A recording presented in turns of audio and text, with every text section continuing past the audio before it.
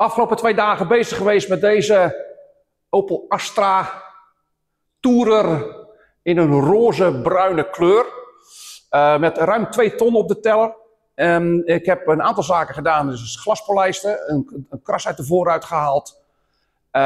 De koplampen bijgewerkt, want die zijn in de blanke lak. Dat is een typisch voorbeeld van dat blanke lak afbrokkelt van je koplampen. Wat eigenlijk een nadeel is, want dat maakt het dat je extra hard moet schuren om alle blanke lak eraf te krijgen, om een egaal oppervlak te kunnen creëren. Dus vandaar dat ik ook zeg, blanke lak heeft niet mijn voorkeur, maar wel keramische coating.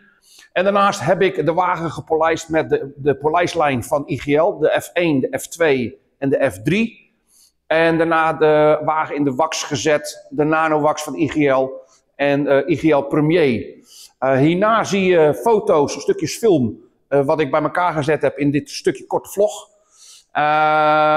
Dat was weer een leuk projectje van de afgelopen dagen. Er een hoop werk in gehad, want het was een bizar slecht lak. In de trend van heel veel lakschade door wasstraat en heel veel krassen. Waarvan ik 90% eruit heb kunnen halen.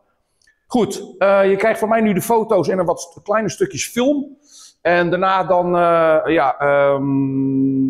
sluit ik weer dit stukje af met wederom bedankt voor je belangstelling. En wellicht zie ik je bij de volgende video.